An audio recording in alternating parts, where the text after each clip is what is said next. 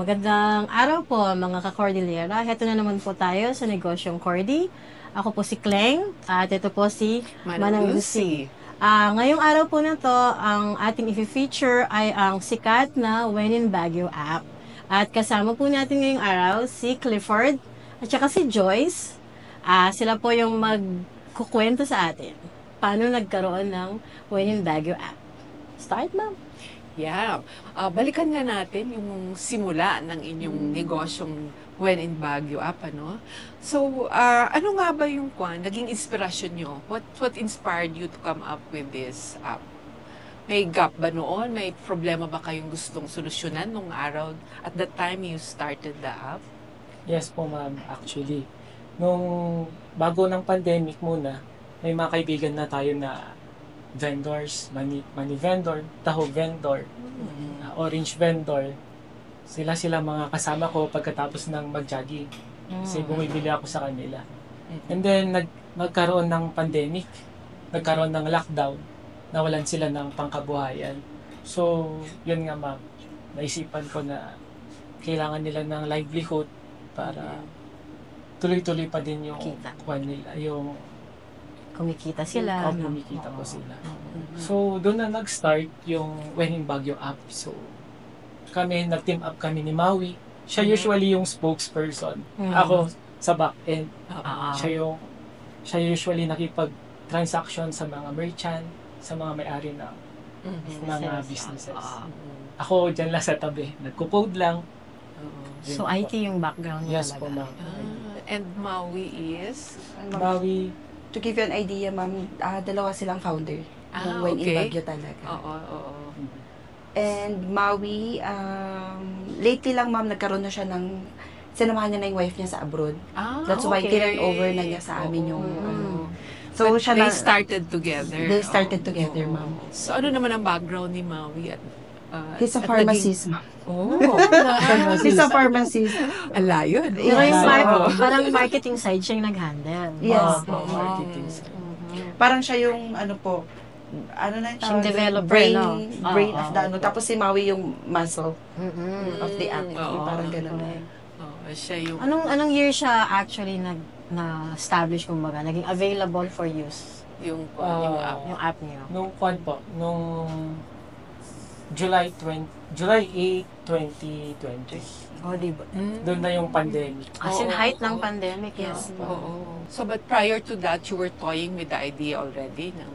Nag-iisip na kayo noon? Or sa 2020 lang nag-blossom? Yung concept na yun. Yung concept doon po na kasi talagang need na nila ng livelihood. Talagang without feasibility study, ito yung trabaho, ito yung mainit ngayon na work. So yun na po. Ginrab na po Ginrab na namin yung opportunity, sabi nila. Strike while the iron is hot.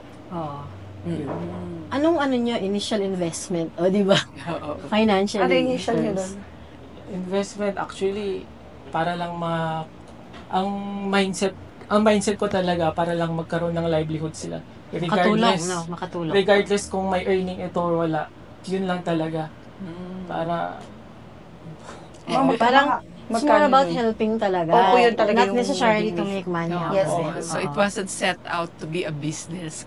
Yes, yung para lang profit-oriented. makakuan po sila, maka-survive sila this pandemic. Sa pandemic. Yun na happy na ako. Once na naka-survive sila, deep inside me, happy na po ako. So, naman, yung goal mo na yun, na-achieve naman siya. Opo, na-achieve naman. Ano yung, si Joyce naman, ano yung background niya at kailan siya naging involved sa, ma'am? sa Graduate ako, ma'am, ng business BA major in finance management. Okay. Yes. So, medyo may connect, ano? Yes, may connect naman. Hindi naghana talaga. So, dati po ako nag-work sa isang bank. Okay. So, nung dalawa lang kasi sila po nun, so, feeling ko nag-struggle na kami. Yung struggle namin dun, yung mga sa finance, hindi po ma-account kasi nag-boom na po So, akala namin, madali lang. Ang dami palang reports kailangan. Nag-resign po ako dun ng end ng December 2020. Nag-full-time na ako ng January 2021. As in, ganun kabilis yung niya, no? Ganun po kabilis. Paglaki niya. Yes, ma'am.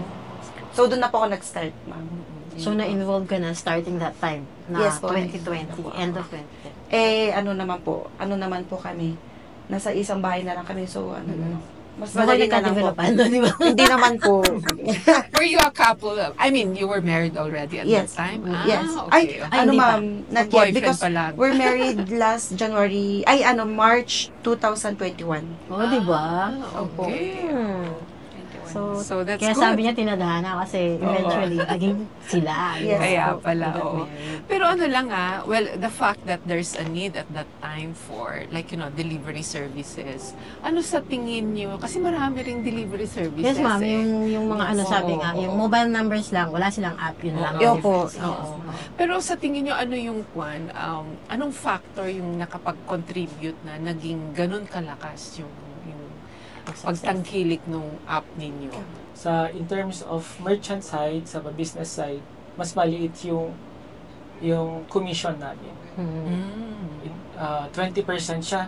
Sa other app, ayaw ko magsabi ng brand, Alam na natin. more or less Mm. 30 to 40. Sa amin nasa 10% lang ma'am. Yung sa merchants namin.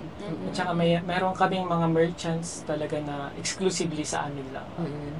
So, nasa contract niyo yun. Yes, ma'am. Tsaka yung goal talaga ma'am nung When in Baguio is support local businesses. Oo. Kaya mostly talaga mga Yung mga, Baguio. yung pag ating Baguio sariling restaurants. tahanan. Yes, Oo. ma'am. Napansin ko rin yan. Opo, yan talaga ma'am. Ginagamit ko yung app Okay, niyo. 10%. Yes po. Oh, that's a big difference, ha? Kung Tapos, ako yung merchant, I Oh, will kwan, Sa kanila diba? na lang, di ba? Opo, pero ma'am, kasi syempre ibang merchants, gusto din nila yung kilala. Kaya nagagrab nila yung ibang ganun. Pero so far, healthy naman yung yung status ng company. Ano pa rin kayo? So far naman, Kasi ako hanggang ngayon ginagamit ko siya. oo ma'am, pero nung nag-start na last year, lumabas na kasi ng mga tao, ma'am, lumalabas na sila. So, mga 30 to 40% na yung nawala sa amin. Oh. Yun na. Pero kinakaya naman po lumalaban pa rin si business. Kahit na ganun yung nawala. Oo, kasi nga, Nag-normal people na siya. are able to go out of Yes, their homes ma'am. na and buy their own stuff. Yes, Oo. ma'am. Pero kwan pa rin. Like Kleng, she still Oh, uses kaya nga, food ma'am, deliveries eh. Thank you, ma'am. Thank you, ma'am. Kasi ginagamit ko lahat, so nakikita ko yung difference sa service. Service na. Oo.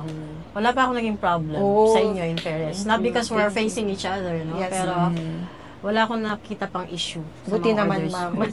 Oo. Kasi sila, pag may halimbawa, may order na hindi available, tatawag Yes. kayo agad, di ba? Yes. Nagko-communicate agad. Yes, po. So, at least yung ganun, parang talaga, yung service, parang personalized talaga siya. Yes, ma'am. Ano naman pala, yung sa mga riders ninyo, paano nyo sila hinahanap, paano nyo sila sinasource, kumbaga? Nung una, ma'am, may kakilala lang, ma'am. Refer lang. Tapos, eventually, ma'am, nagme-message na sila sa, namin, Facebook page. So, pupunta na lang mag-walk-in dito, ma'am. Tapos, mag-a-apply na lang sila as delivery rider. May mga prerequisites na lang po kami, requirements, para i-comply nila. Oo. So, at the moment, ilan yung sabihin na natin regular riders na nagki-cater sa mga requirements nyo? We have 16 riders na po as of the moment. Okay. Okay. And 7 employees po. Dito sa office. Yes. Pero ang max nun, ma'am, Yung height, kumbaga. yung height po ng Palakasan. pandemic or kalakasan. Oo. 24, nag-24 pa kami noon, ma'am, na riders. Pero eventually, umalis na rin yung iba kasi mahina naman, Oo, matumal madalang na. yung... Madalang naman. May eh. mga bagong opportunities silang nakita na ay ito, mas malaki yung kita compared dito. Ay, balik na ako sa dati kong trabaho kasi lumalabas naman na yung mga tao. As taxi driver, vendor, ganun, ma'am. It's, Oo naman, nga eh. understandable. Nag-evolve Yes talaga po, ang nag-e-evolve kwan, talaga. ang ating At least hindi dahil bad experience or Oo, whatever. ma'am, hindi diba? naman. Happy sila. Oo. You Kasi know? Yes, ma'am. nag-iba na yung kwan yung reality sa environment natin. Oo. Yung masasabi ninyo na pinakamalaking challenge na na-face niyo as a business. And how did you get over that? Sabihin natin hump or hill, whatever. Since iba-iba yung rider, iba-iba din yung characteristics, behavior ng bawat isa. Paano sila mag-handle ng problem, iba-iba. May mga mababait, meron naman yung mga pasaway. So, ang solution namin doon is to come up with policies. Kailangan may policy standard kami para maging maganda yung sistema. Tapos, isa pa siguro, ma'am, is yung sa competition ng other big delivery app natin. Mga multinationals. Talagang struggle yun kasi madami silang vouchers, ganun. Kami wala kaming ma-provide, so kasi small business lang naman kami. Yun yung isang naging struggle, pero ang nagiging na lang namin is, kinakausap na lang namin minsan yung mga customers via mga rider namin na support local businesses pa rin. Kasi 100% naman is napupunta sa rider pa rin po lahat yun. Sa inyo na ba yung card na pag nakailang Yung loyalty, na? ma'am. Meron Yes, akong ma'am. ganun eh. Yes po. Meron ako. Yes, ma'am. Pero hindi ko siya napapamarka sa rider. Nakakalimutan yung Oo, mga- nakakalimutan ko. Yun yung mga ganun yung parang isang mga technique namin, ma'am. Okay. Para may repeat orders, Yes, ma'am. kumbaga. Iba yung gaining new clients and retaining, di ba? Yes, Parang ma'am. yun yung isang Loyal. objective. Loyal. Pero actually, sa mga viewers practical side. Kasi nga ginagamit ko yung major na delivery apps at saka isang When in Baguio app. Ang napansin ko, yung markup sa prices dun sa items, pinakamaliit yun sa kanila, ma'am. Yes po, ma'am. So, yun lang. Isang na yun, one reason, lalo na kung if you want value for your money, one reason to patronize When in Baguio app. Bukod sa devoted sila sa local restaurants, sa mga local businesses. What are you happiest about sa business niyo? Mako-consider nyo na achievement, although alam natin, naging very successful siya. Yes, Kahit na nung pandemic, kasi nga yun yung time talaga na people Yes. couldn't go out, di ba? Yes po. So, sa inyo, anong personal niyo? Success? Ako muna. Personally, makita ko lang yung rider namin na nakapag-graduate siya ng mga anak niya. Parang naging big part ang When in Baguio doon. Parang yung happiness nila, happiness ko na din. Yung nakapagbili sila, purchase sila ng motor, pag-renovate sila ng bahay. Para sa akin, personally, yun yung biggest achievement. Yung missionary spirit siya, no? Oo, ma'am. Ganun talaga Okay. siya, ma'am. Kaya na in love ka, no? Oo, ma'am. Ganun talaga siya yung very kind. Oo.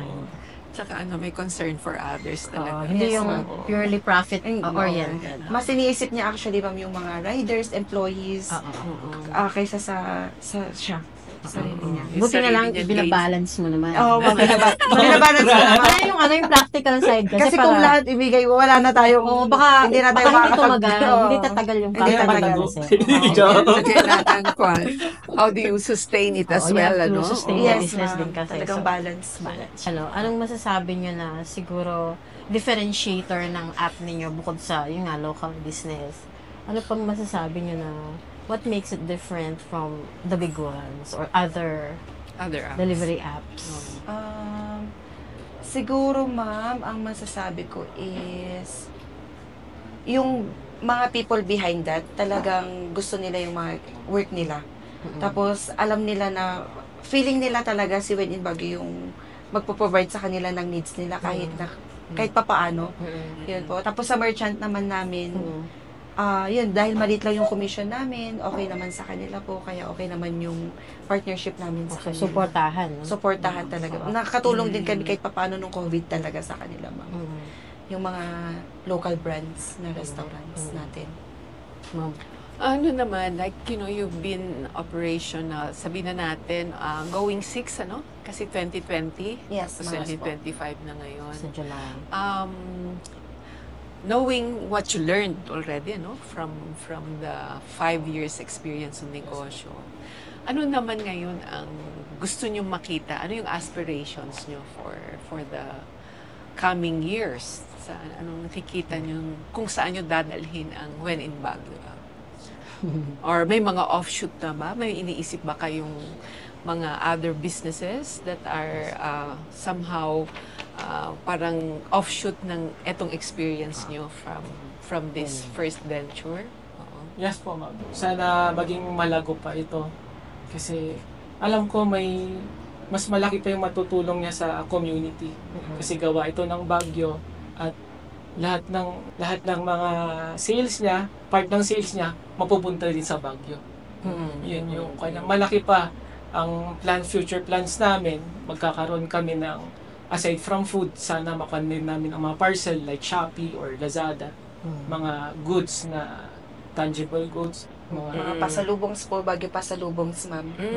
Okay. Yung Oo. mga Tapos, tourist at saka sa mga accommodations, ma'am. Oo. soon, sana Okay. magkaroon din kami ng app para sa tourist naman. For mga accommodations. Sana malagpan namin yon, magawa namin para maiwasan din yung mga scammers. Yeah.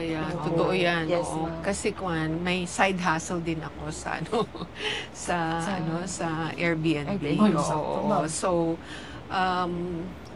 ako naman long term ko na, but from what I'm hearing sa community na yun, ang daming nai-scam. It's either may mga walk-ins na nakapag-reserve na daw Yes, ma'am.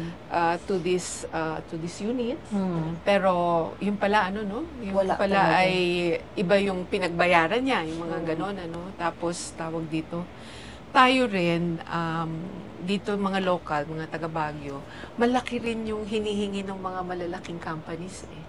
Yes. Oo. Yes. So if you can develop something local also catering to our local ano ba yan? How would you call them na yung nagpo-provide ng Short stays. accommodations Oo. for transient services. Oo. That would be good. Pero nag-research ako ng konti, no? Parang you're working on another app. Adangarod. Yes, Yes. ma'am. Oo. Is that the one or iba pa yun? It's different, ma'am. We have two other apps, ma'am. Okay. So, kumuha kami doon ng third-party developer actually, ma'am. Okay. Pero as of the moment, hindi namin siya masyadong ma-launch. Parang, Hindi kasi mo na parang, pinapromote. Oo. hindi masyado, ma'am, kasi parang may mali pa sa back-end, parang gano'n. Or So may mga something. bugs pa na kailangan. Mga kailangan, oh yes, Yung ma'am. mga Ayusin i-address. pa. Yes, Oo, po. ayusin pa. Tsaka hindi siya nakikita ko parang hindi pa siya hilaw para sa Baguio.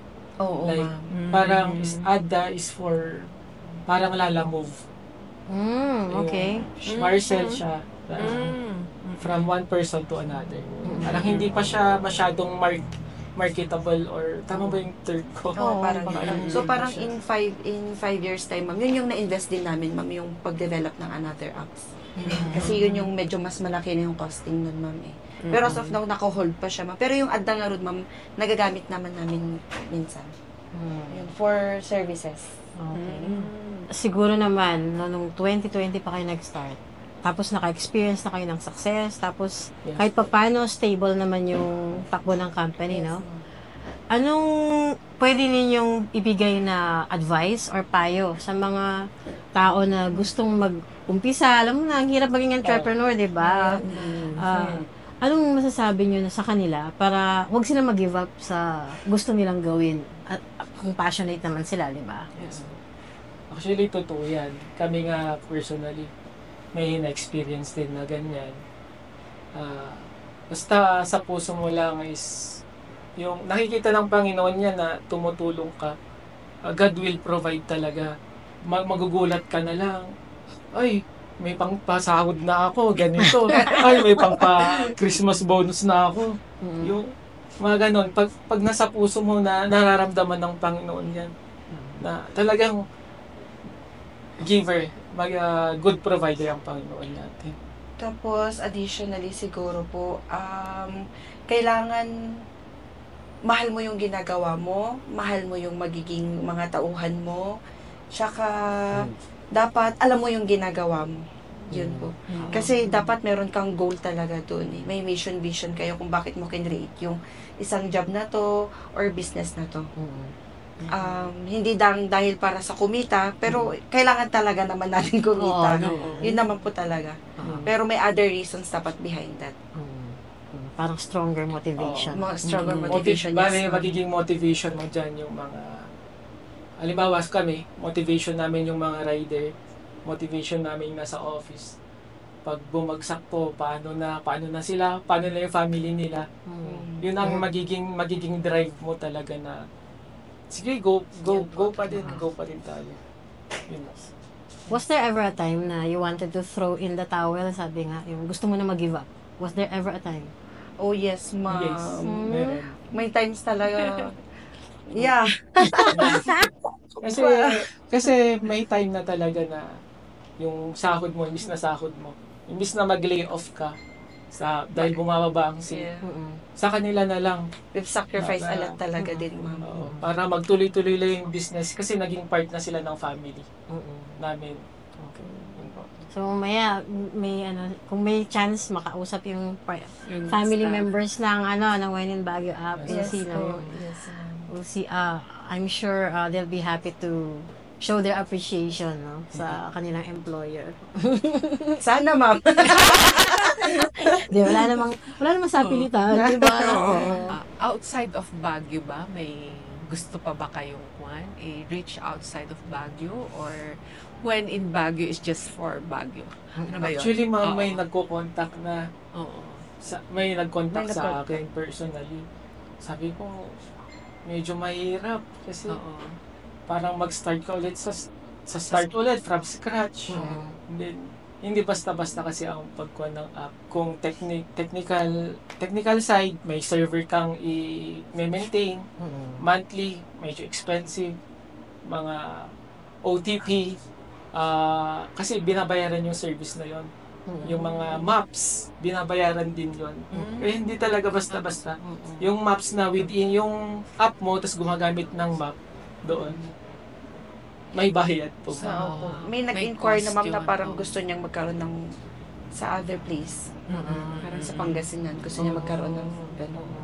Pero are you open to collaborations or partnership? Kunyari yung this person in Pangasinan, o say, is willing to go in partnership with you. So, he will raise, let's say, the resources required, but you're the technical. Ikaw yung think Ikaw yung tank. brain. Oo. Yes, Is that ma'am. something, Yes, in ma'am. your horizon? Siguro pag hindi na masyadong busy. Kasi Okay. masyado pang dami pa namin inaayos Ayusin. within the sa backyard namin. Pero Feasible, yes, ma'am, feasible. So, hopefully, mga 2 to 3 years, we can... Yeah. Siguro pag Happen. meron na kaming team na talaga na nagde-develop, develop nyo to para sa Pangasinan. Kasi yung manpower namin kulang. At saka mahal po ang ma'am. Mga programmer. yung, Oo, yun, ma'am. Iba-iba ang rate nila. Actually, ako, nagulat ako. Uy, may map na siya. Kasi syempre, from the beginning, Yes, ma'am, makikita ginagamit niyo. ko yung app. Diba? May bago siyang sabi ko. May upgrading. May bagong feature siya. Na-upgrading sabi siya, ko. oo. So, makasenso si When in Baguio app. Opo. Nakatuwa lang. So, from what I'm hearing, internally, ina-update yung what you have, what you started with, Yes, ma'am. which is good, na parang maganda rin yung actually yung ibang negosyante ganyan parang conservative muna, parang inaaral muna yung systems and procedures. Pag na-perfect na yung template, then we're ready. Yes, ma'am. Mahirap naman, ma'am, magbigay sa kanila ng hilaw pa. Oo, tama yun. Kawawa din sila. So, syempre, ngayon, mas careful na kung paano yun. Yes. Ang katulad niyan, meron kayong, sabi nga, kumbaga, merong mga nasa oven na, pero hindi pa Yes, ninyo po. nilo-launch. Kasi, Yes, ma'am. Yes po. na-timingan nyo rin, tsaka pina-perfect ninyo rin yung So, Yung recipe niya, ma'am. exciting times, we can look at exciting times ahead. Yes. Marami pa lang nasa burner pa. Yes, ma'am. Yes, ma'am. Back burner ba ang tawag doon? Yeah. Pag back burner, ma'am, sinesend tabi muna. Pero yan, nasa oven na eh. Nasa nila siya. oven na. Okay. Mga testing phase, no? Yeah, yeah. Testing Oo. phase. Yeah, that's exciting. It's, for my generation, this is kinda foreign. Kasi syempre yung conventional businesses ang family. Kasi may generational gap di ba? Yes, So, your generation is very much into this, but we try to close the gap, no? Kaya andito tayo ngayon para matuto, no? Para kayong mga magulang dyan, kung may mga anak kayong interested into something like this, it's something that I suggest that you support. Look at them, no? They started in 2020. Yes. Nung panahon na namang problema yung marami, no? Yun yung time naman na nag-germinate siya at naging successful. Yes. Yes, ma'am. So, ma'am, paanyayahin natin yung mga audience natin na gamitin nila yung i-download Oo, nila. syempre. Ikaw na magsabi, Ning. Hi everyone! I'm inviting you all to please support our business app, Suporta Lokal, When in Baguio app delivery. Thank you so much! There you have it, no?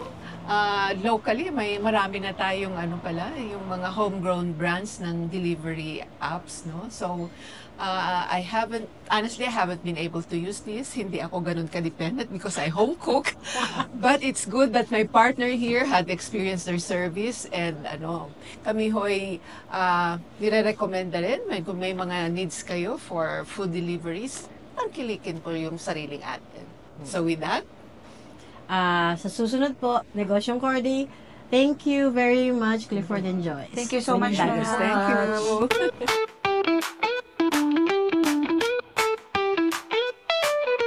Daniel, ano kasing role mo sa When in Baguio app? Parang ma'am, customer support po, dispatcher, ganun ba. Kami yung nag-a-assign Oo. at nagko-calls, ganyan. Halimbawa may change sa order or halimbawa, yun nga, yung hindi available yung item. Kayo Yes ma'am, kami po yung magsasettle po nun, mag-aayos po. Okay. Apo. So, on average, ilang orders per day ang hinahandle niyo? Bali ma'am, 150 kapag mga weekdays. Pero kapag mga weekends naman, maabot kami rin ng mga 200, ganun. Ano yung pero- pinakamalaking volume na nahandle niyo? Last year ma'am, umabot kami 300 every weekend. Ngayon medyo wala rin ata pera mga tao. Hinihintay pa yung sweldo niya. Okay. Pero dati, kasi 3 years na rin ako dito ma'am. Way 2022, doon ko naabutan yung talagang Peak. kalakasan po. Wow. Na 300, ganyan. Kahit weekdays pa lang, parang mababa na yung 200 yun. Oo. Ngayon parang 150 na kalahati.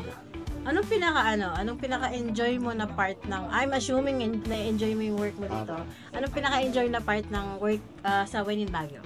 Yun po yung pag-dispatch din, tsaka yung sa social. Parang na-improve din yung communication skill namin. Ayun po. Araw-araw, syempre, iba-ibang customer. Oo. Iba-ibang ugali, ganyan. Ayun po. Anong pinaka-worst na, sabihin mo na complaint na na-receive niyo? Wala naman Parang, Normal lang naman. opo, mga normalan lang po na complaints. Kasi hindi rin maiwasan yung may kulang, ganun. Oo. O kaya matagal yung Kasi matagal din talaga minsan yung mga merchant din. Kasi dagsa, Kasi kaya- pipila pa yung rider niyo Oo. minsan. Opo, lalo sa mga manual. Yung pinakamalakas din na merchant dito, hindi ko na papangalanan. Ayun. Medyo dagsaring kasi kaya medyo matagal yung Pag sa prepare. kanila. Okay. Pero kapag normal naman, mabilis din naman po. Alam ko yan kasi umorder ako sa kanila. So, Dan, thank you ha. Thank you rin po. Yeah. Hello po, ma'am. Yeah, ang When in Baguio app. Anong ginagawa mo sa When in Baguio app? Ako po si Gil ng When in Baguio App Officer 3 po. Yung sa akin po, ako yung taga-create ng merchants namin. For example, Good Taste, Jollibee, mga. Tapos, So, yung ako po yung, nakikita ng mga tao sa app mismo. yung mga nakikita po sa app natin. Okay. Kayo rin ba yung nag-update ng halimbawa may change Sa mga changes sa prices, yung mga sa details, ako rin po yung nag-update po sa Okay. loob po ng So, pag meron kami hindi nagustuhan, ikaw dapat ireklamo namin. kapag ganun. Pwede rin po pwedeng ganun kapag may mga concern po, i-direkta po sa office kapag Tapos sa ikaw akin sasabihin. ikaw mag-troubleshoot. Okay. Anong pinaka-gusto mong aspect ng work mo sa When in Baguio app? Sa aspect ng When in Baguio dito, ang pinaka-nagustuhan ko dito, yun, yung marami ako natututunan na bagong kaalaman, mga skills na ganun. Challenge sa akin, para sa akin yung ganun. Basta madami rin. Okay, thank you, Gil. Okay pa, salamat pa. Ikaw ba yung sa Operations Gap? Yes po, ma'am. Okay. So, Oo. parang Operations Manager, parang gano'n, di ba? Yes po, ma'am. Correct. So, bali, ako yung nag-handle din, including dun sa kung ilan yung kailangan naming riders. During mga holidays, dumadami yung pasok ng order namin. So, ayun siya. Including dito sa aming operations, kung ano yung mga kailangan gawin namin, yung mga tasks na minimit sa deadlines, para yung operations namin mag-run ng smoothly. So, kung baga, kung kailan nagpapahinga yung mga tao, kayo nandito, no? Oo, Kasi kami holiday, nandito. malakas Oo. yung mga... Yes po, correct po yan. So, yun nga, sabi kanina, ikaw daw yung parang pinakamatagal na nag-work dito. Yes po, ma'am. So, what's the best part for you na working in Win in Baguio? So, bali, ang para sa akin is, naging family ko na rin ang When in Baguio. Na marami kaming challenges na magkakasama kaming na-encounter, na which is most of all, bali, na-achieve naman namin yung mga kailangan naming goals. Oo. So, yun lang naman yung pinaka-best sa akin. Mahal na mahal ko magtrabaho dito. Okay, thank you, Gab. We expect siguro a few more years nandito ka pa rin in case bumalik kami. No problem, ma'am. Yes po. Sige, Gab. Thank you. Thank you.